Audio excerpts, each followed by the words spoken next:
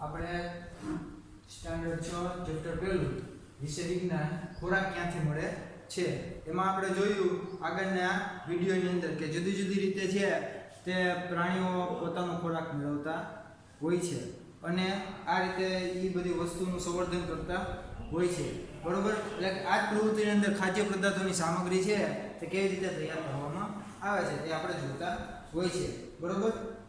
તો તેમાં કે જુદા જુદા ફળો પુષ્પો એમાંથી આપણે કેવી રીતે સામગ્રી મળે છે તે આપણે એનો અભ્યાસ કરવાનો છે. તો મુખ્ય સ્ત્રોત તરીકે વનસ્પતિના ખાદ્ય પદાર્થો, મુખ્ય સ્ત્રોત તરીકે વનસ્પતિના ખાદ્ય પદાર્થો, બરોબર. આ લેવાનું છે. ત્યારબાદ સામગ્રી, એમાંથી સામગ્રી આપણે કઈ મળે છે તે લેવાનું છે. ત્યારબાદ આવે છે વનસ્પતિના ભાગોમાંથી મળતી સામગ્રી, વનસ્પતિના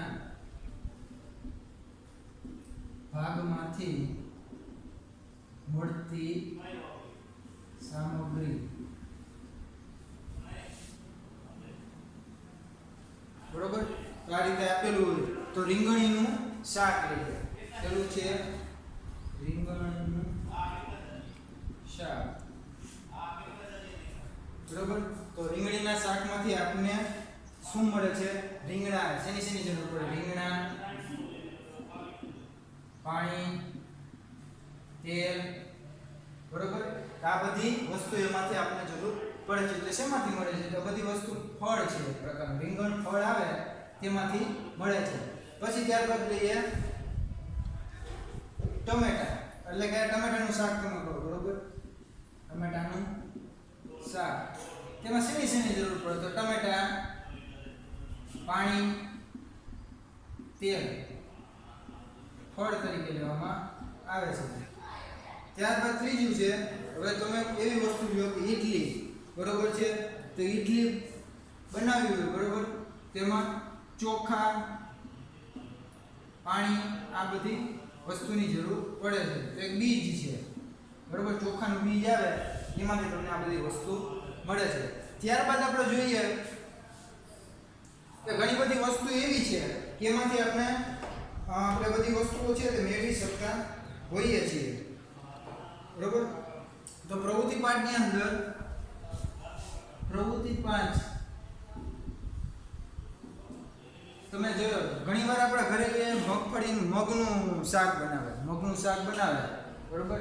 તો પ્રવૃત્તિ 5 ની અંદર આપણે મગ લેવાના છે. મગનું શાક તમે કરો તો મગને શું કરવામાં આવે છે? સૌપ્રથમ એને 1 કે 2 દિવસ સુધી પલાળવામાં આવે છે.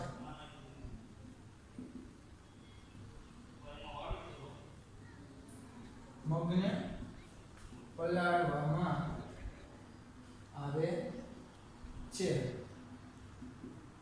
હવે તમે એક એમ પણ કરી શકો છો કે સુતરાઉ કાપડ હોય, સુતરાઉ કાપડ ચોખ્ખું અને સ્વચ્છ, સુતરાઉ કાપડને ભીનું કરીને, સુતરાઉ કાપડને ભીનું કરવાનું, ભીનું કરી અને મગ ઉપર વીંટાળીને રાખવું. આ બે વસ્તુ તમે એનો ઉપયોગ કરી શકો છો. હવે તમે 2 કે 3 દિવસ પછી તમે નિરીક્ષણ કરશો. નિરીક્ષણ કરતા માલુમ પડશે કે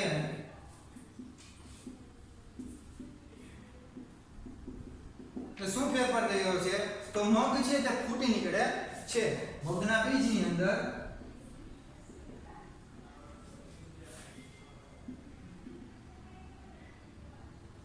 ફૂટ થયેલી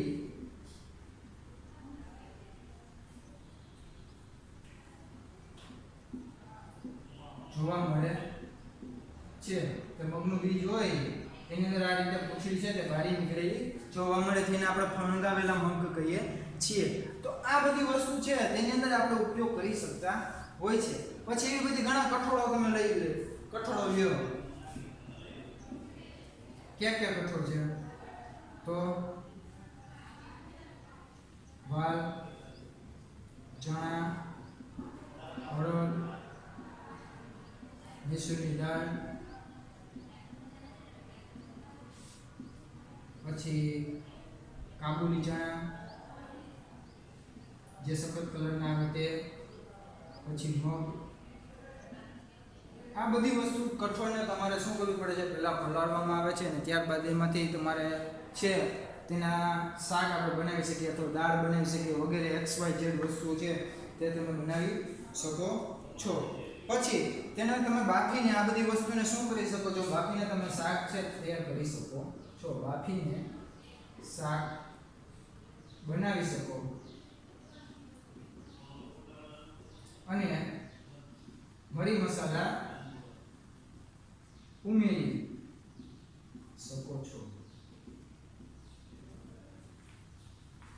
તો એક વસ્તુ આપણે નિરીક્ષણ કરીએ, આ બધી વસ્તુને તમે પલાળી અને બાફી શકો છો અને વધારે સ્વાદિષ્ટ બનાવવું હોય તો તમે જુદા જુદા પ્રકારના મરી મસાલા આવે છે તે તમે એડ પણ કરી શકો છો. આને કારણે શું થશે કે તમારા શાકની અંદર છે વધારે પ્રમાણમાં સારી એવી સુગંધ અને ખુશ્બુ જોવા મળશે, જેનાથી આપણે છે ભૂખને સારી એવી રીતે સંતોષી શકાય છે.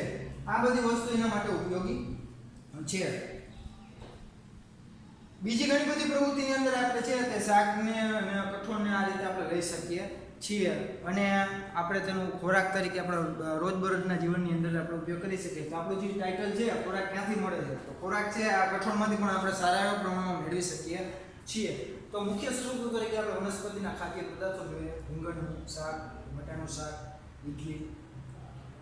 સામગ્રીમાં રીંગણા, પાણી, તેલ, મરી મસાલાની જરૂર બધી પડતી હોય, બરોબર, જે કંઈ નાખવો પડે એ બધું દર્શાવ્યા નથી, પણ આ તો એ સામગ્રી મેન છે એ લીધી છે. એમાં ઘણી બધી વસ્તુ આવે. વનસ્પતિના ભાગોમાંથી મળતી સામગ્રી એટલે કયા ભાગમાંથી સામગ્રી તૈયાર થાય છે? તેમાં તો ફળ કેના ફળમાંથી હોય તો તમે એનું શાક કરી શકો છો. ઇડલી છે ચોખામાંથી બને, તો ચોખા છે એક બીજ છે, તો બીજમાંથી તમારે ઇડલી છે તૈયાર થાય છે. એટલે આ રીતે આપણે અંદાજો લગાવી શકીએ કઈ વસ્તુ શેમાંથી બને છે.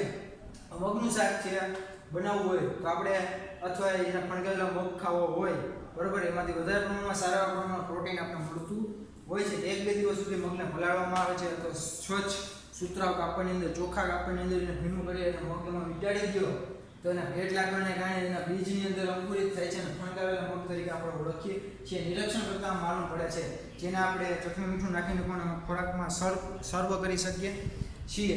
પછી કઠોળની અંદર વાલ, ચણા, અડદ, મસૂરની દાળ, કાબુલી ચણા, મગ અને આ બધી વસ્તુ લઈ શકીએ છીએ. બાફીને મગ પણ આપણે તૈયાર કરી શકીએ છીએ, એના ખોરાક તરીકે ઉપયોગ કરી શકીએ છીએ. નમસ્તે વિદ્યાર્થી મિત્રો, જો તમને મારો વિડીયો પસંદ આવે અને તમે લાઈક કરો, શેર કરો અને સબસ્ક્રાઈબ કરો.